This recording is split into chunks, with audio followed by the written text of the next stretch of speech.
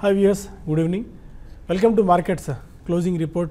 మార్కెట్స్లో ఇవాళ ఒక అనూహ్యమైన అమ్మకాల ఒత్తిడి ఇవాళ కూడా కొనసాగింది. వరుసగా 6వ సెషన్లో కూడా మార్కెట్స్లో ఒక వీక్ ట్రెండ్లో క్లోజ్ అవ్వడం మనం చూస్తున్నాం. ప్రధానంగా అంతర్జాతీయ మార్కెట్ నుంచి మిశ్రమ సంకేతాలతో పాటు దేశీయంగా మన మార్కెట్స్లో కూడా ఒక నెగిటివ్ న్యూస్ ఇవాళ మార్కెట్స్ను డ్రైవ్ చేసిందని చెప్పుకోవచ్చు.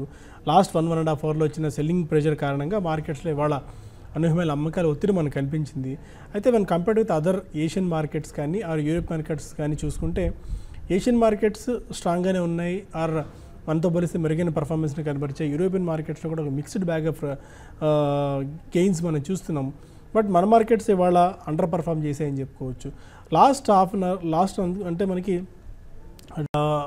12:30, 12:45, 1 o'clock టైంలో ఒక మేజర్ న్యూస్ మార్కెట్స్ జోల్డ్ చేసింది. అదేంటంటే లైన్ ఆఫ్ కంట్రోల్ LOC దగ్గర కొద్దిగా ఇండో పాక్ టెన్షన్స్ ఎరప్ట్ అయ్యే అవకాశం ఉంది అన్న ఒక వార్తల నేపథ్యంలో మార్కెట్స్లో సడన్ ఒక సెల్ ఆఫ్ రావడానికి కారణమైంది.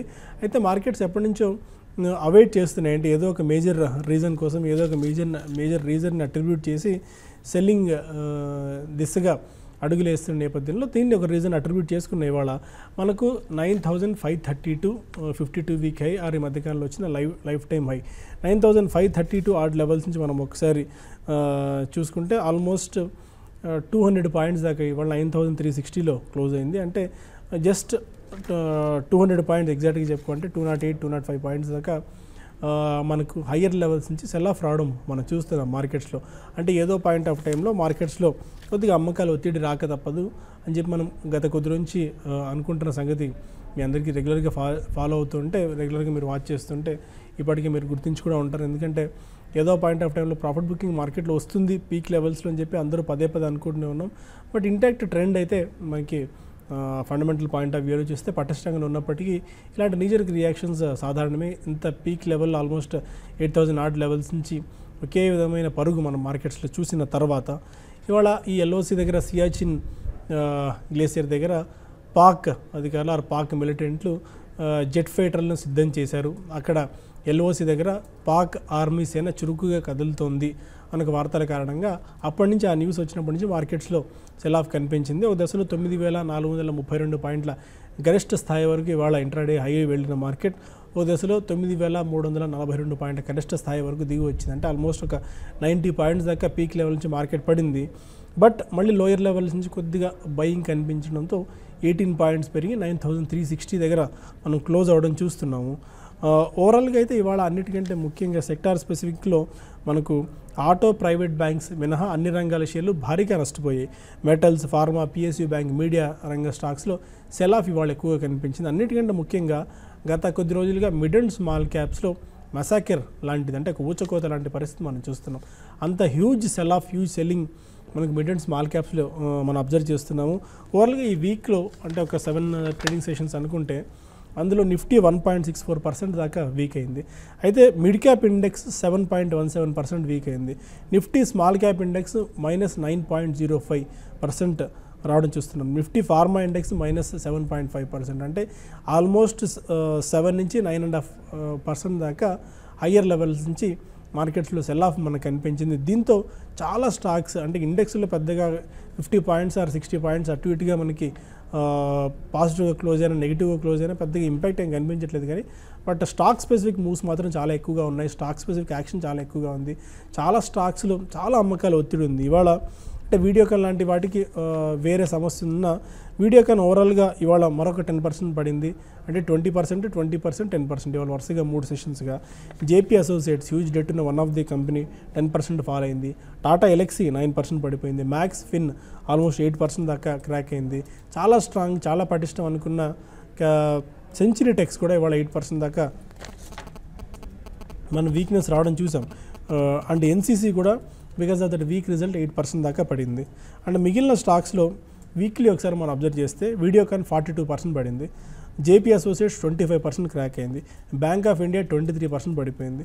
IDBI బ్యాంక్ 20% ఫాల్ అయింది. దీన్ని బట్టే మనం అర్థం చేసుకోవచ్చు ఈ 5-6 రోజుల్లో జరిగిన మార్కెట్లో వచ్చిన ఒక ఒత్తిడి ఏ స్థాయిలో మార్కెట్ల మీద అండ్ కొన్ని స్టాక్స్ మీద ప్రభావం చూపించింది అనేది. అండ్ ఇవాళ కొన్ని గ్రూప్ రిలేటెడ్ స్టాక్స్లో చూస్తే అడా గ్రూప్ స్టాక్స్ అన్ని బాగా అమ్మకాల ఒత్తిడిని వాళ్ళు ఎదుర్కొన్నాయి. రిలయన్స్ డిఫెన్స్ 8%, రిలయన్స్ కమ్యూనికేషన్స్ అన్నిటికంటే ముఖ్యంగా 52 వీక్ లో కూడా టచ్ అయింది, 8% క్రాక్ అయింది. రిలయన్స్ క్యాపిటల్ 7%, రిలయన్స్ ఇన్ఫ్రా కూడా 6.5% దాకా ఇవాళ వీక్ అవడం చూస్తున్నాం. దీనికి ప్రధానమైన కారణం ఏంటంటే రిలయన్స్ 2020 అంటే 2020లో సర్దుబాటు 2020లో ముగిసే బాండ్స్ ఏవైతే ఉంటే 6.5% బాండ్స్ ఇస్తున్నారు. ఆ బాండ్స్ని డిఫాల్ట్ కావచ్చేమో, వీటిని ఏంటంటే సీనియర్ సెక్యూర్డ్ బాండ్స్ అంటున్నాం. ఆ సీనియర్ సెక్యూర్డ్ బాండ్స్ని అనుకున్న విధంగా వడ్డీ రేట్లు అంటే వడ్డీ చెల్లించకపోవచ్చు ఆర్ చెల్లించలేకపోతుంది అడా గ్రూప్ అన్న ఒక వార్తలు కలకలం సృష్టించాయి. అడా గ్రూప్ స్టాక్స్ అన్నిట్లోనూ పతనం బాగా కనిపించింది. అండ్ వీటికి తోడు అనూహ్యంగా ఈరోజే మూడీస్ రిలయన్స్ అడా గ్రూప్ ఇచ్చిన 2020 బాండ్స్కి B2 నెగిటివ్ రేటింగ్ ఇచ్చింది. ఇది కూడా వాటి మీద ఒక నెగిటివ్, ఇది కూడా ఆ కంపెనీ మీద, ఆ కంపెనీ గ్రూప్ షేర్ల మీద మరొక పిడుగు లాంటి వార్త. దీంతో ఈ స్టాక్స్ అన్ని కూడా బాగా పడిపోయి, అయితే కంపెనీ వివరణ ఇచ్చిన తర్వాత కొద్దిగా ఈ స్టాక్స్లో మళ్ళీ ఈ పతనం ఆగిందని చెప్పుకోవచ్చు. వాళ్ళు మేలో 28th రోజున చేయాల్సిన పేమెంట్స్ అన్ని సకాలంలో చేశాం. 2020 కంపెనీ తాము ఏవైతే ప్రామిస్ చేశామో ఆ ప్రామిస్ నాటికి ఆ టైంకి వడ్డీ అసలు కూడా పూర్తి స్థాయిలో చెల్లిస్తాము, ఎలాంటి ఆర్థిక సంక్షోభంలో గ్రూప్ లేదు అని వాళ్ళు స్పష్టంగా ఒక ప్రకటన చేసిన నేపథ్యంలో మళ్ళీ అడా గ్రూప్ స్టాక్స్ అన్ని కొద్దిగా కోలుకున్నాయి ఇవాళ. అండ్ ఇవాళ కొద్దిగా పాజిటివ్ బయింగ్ కనిపించిన స్టాక్స్లో వోల్టాస్ 10% దాకా లాభపడింది, జూబిలెంట్ లైవ్ 7%, రెలిగేర్ ఎంటర్ప్రైజ్ లాంటి స్టాక్స్లో కూడా 7% దాకా బయింగ్ కనిపించింది. ఓవరాల్గా ఇది ఇప్పటిదాకా ఉన్న ఒక markets snap shot. Initial market trading pattern తెలుసుకుని కొన్ని స్టాక్ స్పెసిఫిక్ మూవ్స్ గురించి మనం మాట్లాడుకుందాం. సుందర్ గారు స్టూడియోలో ఉన్నారు. గుడ్ ఈవినింగ్ అండి. ఇవాళ ఒక కీ లెవెల్ అనుకున్నాం, ఆ key level downside test చేసింది, బట్ 9350 పైన అయితే క్లోజ్ అయింది. 9342 ఇవాళ ఇంట్రాడేలో 9342 నుంచి ఆల్మోస్ట్ 18 పాయింట్స్ దగ్గర రికవర్ అయ్యి 9360 దగ్గర క్లోజ్ అయింది. 9350 అనేది ఒక మేజర్ సపోర్ట్ అని చెప్పి మనం పదే అనుకున్నాం. ఆ సపోర్ట్ లెవెల్ పైన క్లోజ్ అయింది. ఇది దేనికి సంకేతంగా మనం చూడొచ్చు? ఓవరాల్గా ఈరోజు ట్రేడింగ్ ప్యాటర్న్ మీరు విశ్లేషిస్తారు? మార్కెట్ 9300 దగ్గర 9350 దగ్గర సపోర్ట్ కనిపిస్తుంది. ఆ సపోర్ట్ లెవెల్కి వచ్చి మార్కెట్ దాని దగ్గర ట్రేడ్ అయ్యి మళ్ళీ చివరిలో దానిపైన బౌన్స్ బ్యాక్ అవ్వడం మనం చూసాము. అంటే ఒక ఫస్ట్ ఇండికేషన్ అంటే ఇక్కడ కొంచెం సపోర్ట్ తీసుకున్నట్టు. మనకి సెకండ్ డే కూడా మోస్ట్ ఇంపార్టెంట్ టెక్నికల్గా. రేపు మార్కెట్ ఏమైనా 9350 పైన కనుక స్ట్రాంగ్గా క్లోజ్ అయిందంటే అప్పుడు పాజిటివ్ ట్రెండ్ అనుకోవచ్చు. లేదంటే కనుక రేపు 9350 కిందే కనుక ట్రేడ్ అవుతే కనుక నెక్స్ట్ టార్గెట్ 9250. కానీ జనరల్గా ఏమవుతుందంటే ఒక డౌన్ ట్రెండ్లో ఉన్నప్పుడు సపోర్ట్ లెవెల్స్కి వచ్చి నిలబడటం ఒక రోజు, రెండో రోజు దాని కింద పట్టడం అనేది జరుగుతుంటుంది. అంటే supports are meant be broken in downtrends అంటారు. ఇదే same reverse in the uptrend అనమాట. అప్ ట్రెండ్లో ఏమవుతుంటే ఒక్కసారి రెసిస్టెన్స్ దగ్గరికి వెళ్ళటము, ఫర్ ఎగ్జాంపుల్ 9000 దాటినప్పుడు 9200 వరకు వెళ్ళటము, కొంచెం 1 or 2 days రెసిస్టెన్స్ తీసుకొని మనీ అది బ్రేక్అవుట్ అవడము, ఆ తర్వాత 9350, ఆ తర్వాత 9500, అలా అప్ ట్రెండ్స్లో రెసిస్టెన్స్ లెవెల్స్ అన్ని బ్రేక్ అవుతుంటాయి. So same reverse in down trend కూడా. సో ఓవరాల్గా ఇవాళ మార్కెట్ మనకి 9350 పైన క్లోజ్ అయినప్పటికీ ఓవరాల్గా చూస్తే కనుక బాగా సెల్లింగ్ ప్రెషర్ తీవ్రంగా ఉందనుకోవచ్చు నేను చెప్పినట్టు. ఎందుకంటే మిడ్ క్యాప్ స్మాల్ క్యాప్ చూస్తే కనుక చాలా స్టాక్స్ ఈ లాస్ట్ 1 వీక్గా బాగుపడ్డాయి. ఇండెక్స్ మనకి హై నుంచి ఇంచుమించు 200 పాయింట్లే పడినప్పటికీ మనకి broad based selling pressure mid క్యాప్లో స్మాల్ క్యాప్లో ఇవ్వడం ఇంచుమించు మనకి మోర్ దెన్ 1.5% వరకు పట్టడం మనం చూస్తుంటే ఫ్రంట్ లైన్ స్టాక్స్లో కన్నా ఎక్కువ మిడ్ క్యాప్ స్మాల్ క్యాప్లో సెల్లింగ్ ప్రెషర్ అనేది ఎక్కువ ఉంది. సో డెఫినెట్గా ఇది ఒక సైన్ ఆఫ్ కన్సర్న్ అని అనుకోవాలి. సో బహుశా మార్కెట్ ఇంకా షార్ట్ టర్మ్లో ఒక వీక్నెస్ అనేది కంటిన్యూ అయ్యే అవకాశాలు ఉంది. మన అలాగే ఇందాక మీరు అన్నట్టు బార్డర్ టెన్షన్స్ కూడా ఉంది కాబట్టి రేపు ఏమైనా కొంచెం సర్దుబాటు అయిందంటే పర్వాలేదు. లేదంటే కనుక రేపు కనుక ఫర్దర్గా ఈ టెన్షన్స్ ఎస్కలేట్ అయ్యిందంటే అప్పుడు మార్కెట్ ఫర్దర్గా పడే అవకాశాలు ఉంది. బట్ ఏదైనప్పటికీ మార్కెట్ ట్రెండ్ ఓవరాల్గా మటుకు వీక్గానే ఉందనుకోవచ్చు. ఓకే, కొన్ని స్టాక్ స్పెసిఫిక్ మూవ్స్ గురించి, కొన్ని స్టాక్ స్పెసిఫిక్ వాటి గురించి కూడా మనం డిస్కస్ చేద్దాం.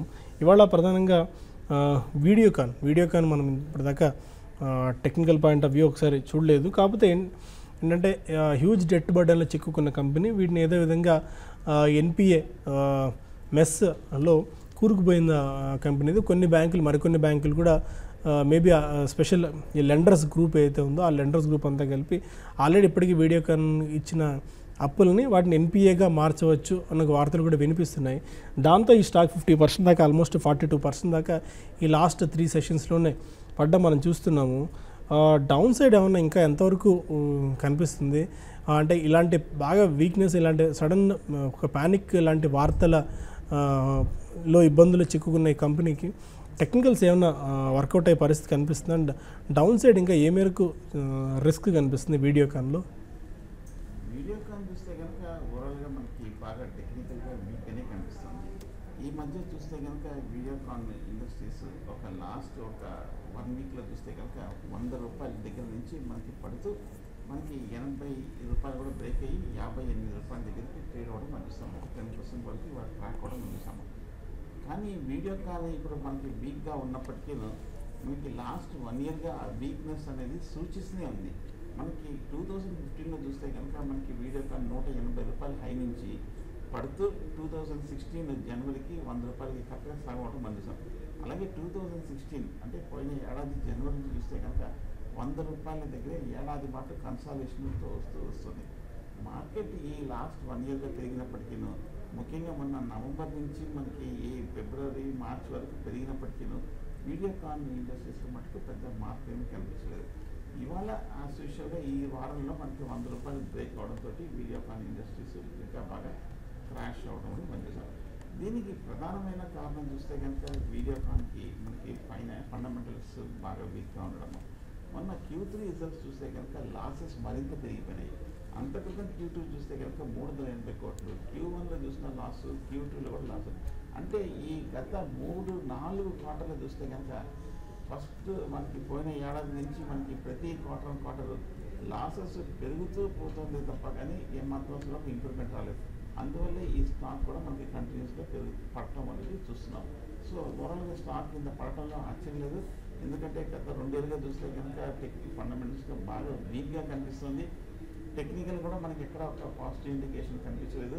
ఈ లాస్ట్ 6 మంత్స్లో మార్కెట్ అప్ ట్రెండ్లో పార్టిసిపేట్ అయ్యింటే పర్వాలేదు అనుకోవచ్చు. అసలు ఏమాత్రం పార్టిసిపేట్ చేయకుండా 100 రూపాయలు 105, 110 దగ్గరే మనకి ఇంచుమించు ఏడాది పాటు ట్రేడ్ అయింది కాబట్టి వీక్గానే ఉంది స్టాక్. అండ్ ఇప్పట్లో కోలుకునే పరిస్థితి కూడా ఏమీ కనిపించట్లేదు ఈ కంపెనీలో, ఈ స్టాక్లో. ఎందుకంటే హ్యూజ్ డెట్తో పాటు కంపెనీ దగ్గర ఉన్న ప్రమోటర్లో 99.26% మొత్తం ఉన్న షేర్లన్నీ కూడా తాకట్లోనే ఉన్నాయి. దీన్ని బట్టి కంపెనీకి మేబీ ఎరిగైన ఫ్యూచర్ గురించి ఆలోచించుకోవడం, అసలు వీడియోకాన్ గురించి ఇంతసేపు డిస్కషన్ కూడా దండగన్న పరిస్థితికి కంపెనీ దిగజారిందనే మనం చెప్పుకోవచ్చు. అండ్ ఆర్కామ్ ఒకటి సుందర్ గారు, ఇవాళ రిలయన్స్ కమ్యూనికేషన్స్లో కూడా చాలా సెల్ ఆఫ్ కనిపించింది. ఆల్మోస్ట్ 26 రూపాయల స్థాయికి వచ్చేసింది రిలయన్స్ కమ్యూనికేషన్స్. ఇది కూడా వన్ ఆఫ్ ది పీక్ లెవెల్లో ఉన్న కంపెనీ. మళ్ళీ పూర్వవైభవాన్ని సంతరించుకోవడం అనేది ఇంపాసిబుల్ టాస్క్ అని చెప్పాలి. వాటితో ఇవాళ అనుకోకుండా ఆ 2020 వాళ్ళు ఇచ్చిన బాండ్స్ మేబీ వడ్డీ చెల్లింపులు ఆలస్యం కావచ్చు. అండ్ మిగిలిన ఫ్యాక్టర్స్, ఈ మూడీస్ లాంటి వాళ్ళు నెగిటివ్ రేటింగ్ ఇవ్వడం, ఇవన్నీ కూడా మొత్తం అడా గ్రూప్ షేర్స్ మీద నెగిటివ్ ఇంపాక్ట్ చూపించాయి. రిలయన్స్ కమ్యూనికేషన్స్ ఇంకా డౌన్ సైడ్ ఏ మేరకు ఉండే ఛాన్సెస్ కనిపిస్తున్నాయి? మేబీ సబ్ 20లో కూడా వచ్చేంత ప్రమాదం రిలయన్స్ కమ్యూనికేషన్స్కి పొంచి ఉందనుకోవచ్చా ముప్పు? మనకి రిలయన్స్ కమ్యూనికేషన్లో లాస్ట్ వీక్ చూస్తేనే మనకి CARE Ratings, long term, short term లోన్స్ని, ఆర్కామ్ని మనకి డౌన్ గ్రేడ్ చేయడం కూడా మనం చూసాము. అలాగే రిలయన్స్ కమ్యూనికేషన్ చూస్తే కనుక గత ఏడాది బట్టి ముఖ్యంగా మనకి మార్కెట్లో 2016 జనవరి నుంచి చూస్తే కనుక ఇంచుమించు 90 రూపాయల హై నుంచి కంటిన్యూస్గా పడుతూ వచ్చింది. అలాగే ఒకసారి మనకి మొన్న డిసెంబర్ మార్కెట్ లోలో ఉన్నప్పుడు మార్కెట్లో ఒక మేజర్ బుల్లిష్ ట్రెండ్ వచ్చినప్పుడు ఈ స్టాక్ కూడా పెద్ద ఏం తగ్గలేదు. జస్ట్ 35 రూపాయల నుంచి 40-45 రూపాయల వరకు స్వల్ప అప్ ట్రెండ్ మీద రావడమే తప్ప కానీ పెద్ద మార్కెట్లో మూమెంట్తో పాటు ఏ మాత్రం అసలు చలనం కూడా రాలేదు మనకి ఆర్కామ్లో. సో ఈ స్టాక్ చూస్తే కనుక సో జనరల్గా ఏమవుతుందంటే, ఒక టెక్నికల్గా జనరల్ థియరీ ఏమవుతుందంటే, ఏ స్టాక్స్ ఎక్కువ పడే అవకాశాలు ఉన్నాయంటే అంతక్రితం బుల్ మార్కెట్లో ఏదైతే స్టాక్స్ అప్ ట్రెండ్లో పార్టిసిపేట్ చేయలేదో, అంతక్రితం బుల్ మార్కెట్లో ఏ స్టాక్స్ అయితే కనుక బాగా అండర్ పెర్ఫామ్ చేశాయో, అంతక్రితం బుల్ మార్కెట్లో ఏ స్టాక్ అయితే కనుక వీక్నెస్ కనిపించిందో, ఏ స్టాక్ అయితే కనుక ఎక్కువ అక్యూములేటెడ్ లాంగ్ పొజిషన్స్ లేవో అటువంటి స్టాక్స్ ఆ సబ్సిక్వెంట్గా వచ్చే ఒక డౌన్ ట్రెండ్లో ఎక్కువ ఫాలో అవుతాయి అనేది జనరల్గా ఒక థియరీ కూడా ఉంది. సో ఆ థియరీ ప్రకారం చూస్తే ఇందాక మీరు చెప్పిన వీడియోకాన్ ఇంటర్నేషనల్ కూడా అదే పద్ధతిలో ఉంది, ఆర్కామ్ కూడా అదే పద్ధతిలో ఉంది. అసలు ఎక్కడ సెల్లింగ్ బయింగ్ అనేది రాలేదు. సో పైగా మార్కెట్ కరెక్షన్ వచ్చినప్పుడు ఏమవుతుందంటే కొద్దిపాటి బయింగ్ వచ్చినప్పటికీ ఆ ఇన్వెస్టర్స్ కూడా ఒక డిస్ట్రెస్ సెల్లింగ్ ఉంటుంది. సో వాళ్ళు ఇంకా ఎలాగో పెరగట్లేదని చెప్పి కొంచెం వెక్స్ అయిపోయి అమ్మకాలు జరపడంతో కంటిన్యూస్గా అమ్మకాలని జనరల్గా ఒక వీక్ స్టాక్స్లో జరిగే ప్యాటర్న్ అది. సో ఆ ప్యాటర్న్ తగ్గట్టుగానే మనకి ఈ బేరిష్ స్టాక్స్ అన్నీ కూడా పడుతుంటాయి. సో ఫండమెంటల్గా చూస్తే కనుక పెద్ద ఏమీ కనిపించట్లేదు. ఇందాక మీరు చెప్పినట్టు ఈ 2 రోజుల్లో వారం రోజుల్లో ఒక మేజర్ న్యూస్ కూడా వచ్చింది కాబట్టి మనకి ఆర్కామ్ కూడా పట్టు చూసాం. మొన్న రిజల్ట్స్ కూడా చూస్తే కనుక లాస్ట్ 2-3 క్వార్టర్స్ కూడా అంత ఆశాజనకంగా రాలేదు. టెలికమ్యూనికేషన్ సెగ్మెంట్ కూడా బాగా వీక్గా ఉంది. పెద్ద కంపెనీస్ భారతీ ఎయిర్టెల్ అవన్నీ కూడా మనం చూసాము, పెద్ద అప్ ట్రెండ్లో పార్టిసిపేట్ చేయలేదు. సో ఆర్కామ్ కూడా తగ్గుతూ వచ్చింది. సేమ్ మీరు అన్నట్టు అదే ప్యాటర్న్ ఏదైతే వీడియోకాన్ ప్యాటర్న్ ఉందో అదే ప్యాటర్న్ దీనిలో కూడా కనిపించింది. ఇయర్ టు డేట్లో 25% లాస్లో ఉంది, 1 ఇయర్లో 45% నష్టపోయింది, 3 ఇయర్స్లో 82%, 5 ఇయర్స్లో 60%, 10 ఇయర్స్లో 95%. ఎవరన్నా 10 ఏళ్ల క్రితం ఈ కంపెనీలో ఇన్వెస్ట్ చేసింటే కూడా ఇప్పటికీ 95% వాళ్ళ ఇది ప్రిన్సిపల్ కరిగిపోయి ఉంటుంది. దీన్ని బట్టి అర్థం చేసుకోవచ్చు అంత వన్ ఆఫ్ ది వర్స్ట్ కంపెనీలో మనం ఉన్నామని చెప్పి. అందుకని better avoid this stock also. And HUL వీటన్నిటికీ భిన్నంగా పర్ఫామ్ చేస్తున్న ఇది. మార్కెట్ వీక్గా ఉన్నా కూడా హెచ్యుఎల్ లాంటి స్టాక్ చాలా స్ట్రాంగ్గా అప్సైడ్ పర్ఫార్మెన్స్ మనకు కనిపిస్తుంది. ఈ జిఎస్టీ లాంటి న్యూస్ నేపథ్యంలో ఇది కంపెనీకి మేబీ కలిసి రావచ్చు. ఎందుకంటే కొన్ని ఎఫ్ఎంసీజీ గూడ్స్ ఎఫ్ఎంసీకి సంబంధించి పన్ను రేట్లు ఖరారు కూడా అయిన నేపథ్యంలో హెచ్యుఎల్ లాంటి కంపెనీస్ మేబీ ఇమీడియట్గా లాభపడే అవకాశం ఉంది అన్ఆర్గనైజ్డ్ సెక్టార్తో పోలిస్తే అని చెప్పి. దానిలో హెచ్యుఎల్ బాగా పర్ఫామ్ చేస్తుంది. ఆల్మోస్ట్ ఈ లాస్ట్ 4 డేస్లోనే 5% దాకా పెరిగింది కూడా ఈ స్టాక్. మార్కెట్ అంతా కూడా వీక్గా పర్ఫామ్ చేస్తూ ఉంటే టెక్నికల్ పాయింట్ ఆఫ్ వ్యూలో చూసినప్పుడు ఆల్మోస్ట్ 5 డేస్ నుంచి 200 డేస్ మూవింగ్ యావరేజ్ అబవ్ పైనే స్టాక్ ట్రేడ్ అవుతూ వస్తుంది. ఈ 1 మంత్లో 15% దాకా స్టాక్ పెరిగింది. ఎలాంటి అప్సైడ్ ఇంకా ఈ హిందుస్థాన్ యూనిలివర్లో మీరు చూస్తున్నారు? రీసెంట్గా కూడా ఈరోజు కూడా 52 వీక్ హై ఈ స్టాక్ టచ్ చేసింది. హిందుస్థాన్ లీవర్ చూస్తే కనుక స్ట్రాంగ్ పెర్ఫార్మింగ్ కంపెనీ అండి. ఎందుకంటే లాస్ట్ 2-3 క్వార్టర్స్ కూడా బాగా రావడం మనం చూసాము. దానికి రిజల్ట్స్ మొన్న మనకి Q4 రిజల్ట్స్ కూడా చూస్తే కనుక అనలిస్ట్ ఎక్స్పెక్ట్ చేసిన దానికన్నా బాగా రావడం మనం చూసాము. అలాగే మనకి మధ్య కోటక్ కూడా చూస్తే కనుక నెక్స్ట్ 1 or 2 ఇయర్స్లో ప్రాఫిటబిలిటీ పెర్ఫార్మెన్స్ కూడా బాగా 17% పైన గ్రోత్ ఉంటుందని ఒక కామెంట్ చేయడంతో హిందుస్థాన్ యూనిలివర్ పెరగడం చూసాము. దానితో మనకి డిమానిటైజేషన్ తర్వాత కూడా పెద్ద ఇంపాక్ట్ ఉండదు అన్న వార్త రావడంతో అప్పటి నుంచి మనం పెరుగుతూ రావడం చూసాము. దానితో మాన్సూన్ కూడా బాగా ఉంటుందన్న వార్త రావడం కూడా పెరగడం అనేది మనం చూసాము. సో మన జిఎస్టీ బిల్ కూడా చూస్తే కనుక పాజిటివ్గానే ఇంపాక్ట్ ఉంటుందని చూసాము. సో ఈ వార్తలన్నీ ఒకదాని తర్వాత ఒకటి మంచి న్యూస్ రావడంతో మనకి హిందుస్థాన్ లీవరు జీరో డెట్ కంపెనీ, ఒక మల్టీనేషనల్ కంపెనీ, బాగా ఫండమెంటల్గా స్ట్రాంగ్ కంపెనీ పెరగడంలో ఆశ్చర్యం లేదు.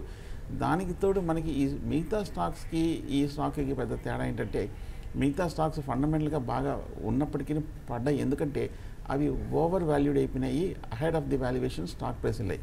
కానీ హిందుస్థాన్ లీవర్ మనకి ఈ మధ్య కొంచెం మనకి బాగా పెరిగినప్పటికీ నుంచి 800 నుంచి 1000 దాటినప్పటికీను ఇంకా వాల్యుయేషన్స్ అంత ఎక్స్పెన్సివ్ అవ్వలేదు.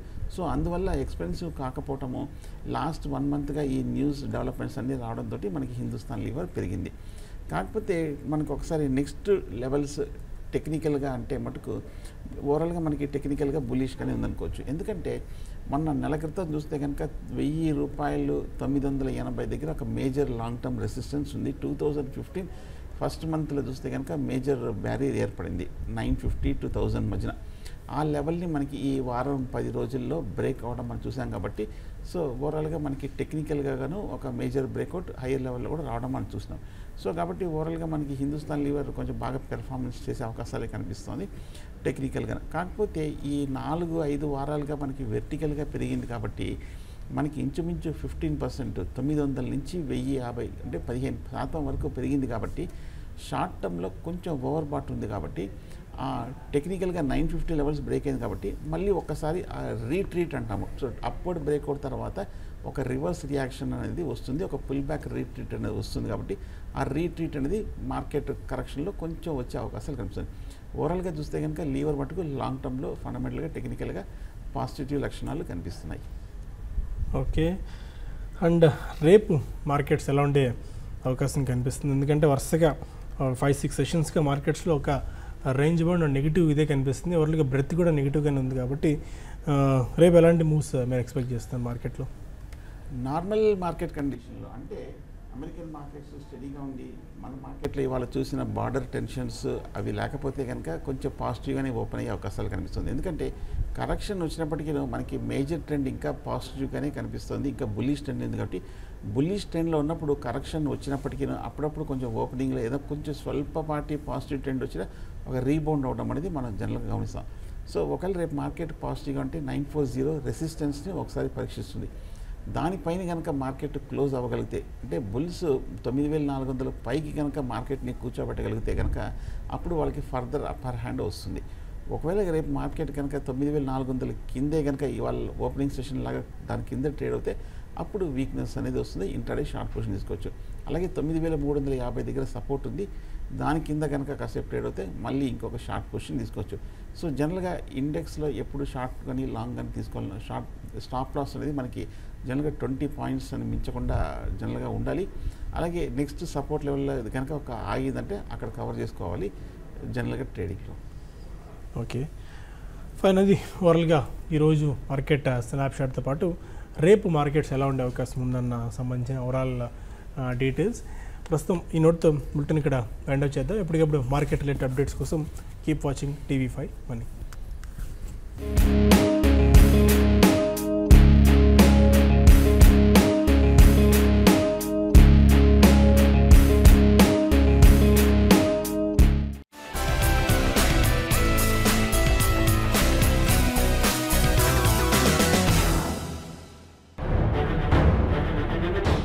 జీఎస్టీ కౌన్సిల్ నిర్ణయం మేర మొత్తం 4 స్లాబులు ఖరారయ్యాయి.